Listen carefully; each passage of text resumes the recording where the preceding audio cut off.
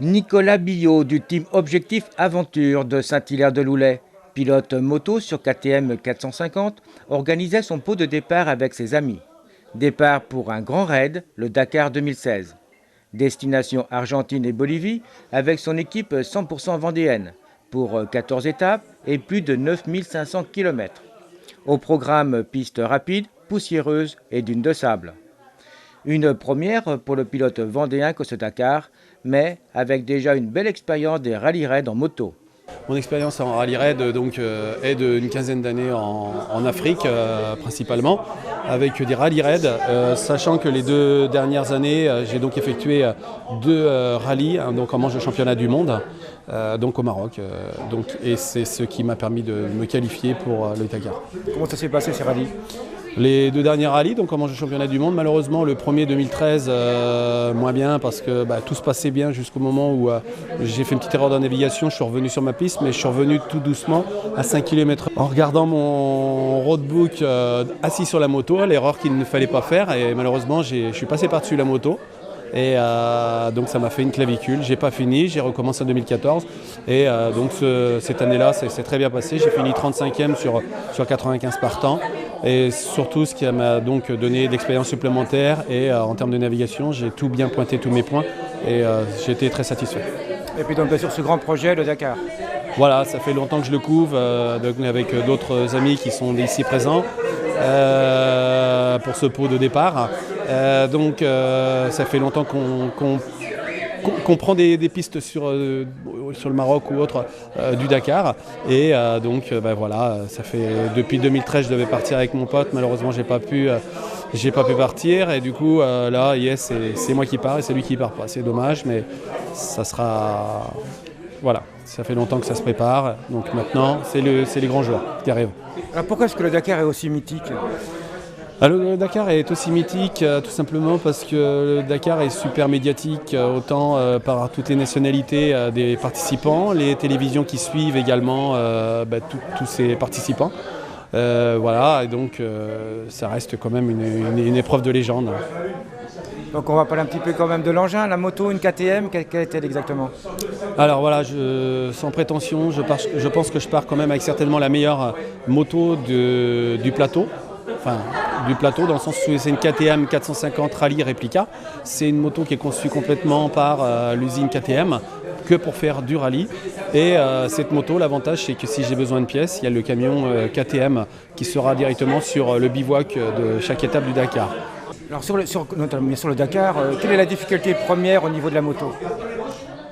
La difficulté première au niveau de la moto, de toute façon sur un Dakar, moi ça va être mon premier que je vais découvrir, mais surtout les Dakars que j'ai pu suivre les années auparavant. Ce qu'il faut bien savoir, c'est que le Dakar, à ses 9000 et quelques kilomètres, on va être obligatoirement devant de nombreux terrains différents, que ce soit du fèche-fèche, que ce soit de l'altitude à 4000 et quelques mètres en Bolivie, où on aura peut-être des problèmes de moteurs qui respirent mal. Ou autre.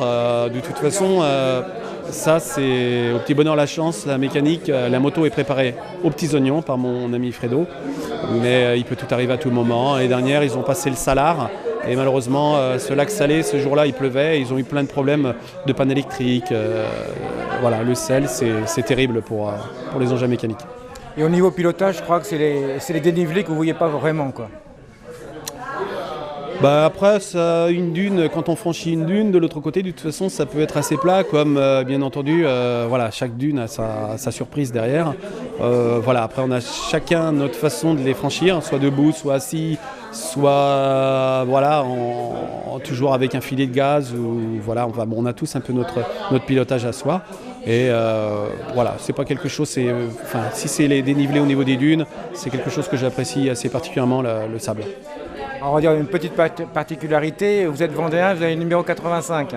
Voilà, donc c'est vrai que c'est un numéro que j'avais demandé, parce que en tant que bon vendéen, sachant que les numéros on peut les demander, c'est pas certain du tout de pouvoir les avoir, et j'ai insisté un peu et j'ai réussi à l'avoir, donc c'est du bonheur de pouvoir porter 85, autant pour tous les vendéens qui vont suivre, ça sera assez facile de suivre le seul pilote vendéen en moto sur ce prochain Dakar. Et je crois aussi qu'il y a un but humanitaire dans tout ça. Tout à fait. Donc voilà, que ce soit les rallyes au Maroc, quand je suis parti en rallye au Libyen, moi j'ai championnat du monde. La première année en 2013, je suis parti avec une association qui s'appelait la OPA. Donc on reversait 1 euro 10 km parcourus pour ces enfants qui sont atteints de cancer et leucémie. Et donc je me dis que je suis un peu moins égoïste de faire mon sport tout seul en participant et en donnant un petit peu bien sûr à une association. Et cette année je pars avec une association qui s'appelle la neurofibromatose.